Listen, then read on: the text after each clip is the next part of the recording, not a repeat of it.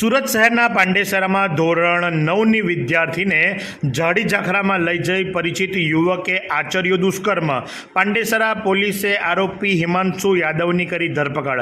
પાંડેસરામાં રહેતી વિદ્યાર્થીની ઘરેથી બુક્સ લેવા માટે નીકળી હતી. કૈલાસનગર ચોકડી પાસે પરિચિત યુવક યુવતીને મળી આવ્યો. યુવકે વિદ્યાર્થીનીને લલચાવી ફોસલાવી બાઇક પર બેસાડી અને લઈ ગયો.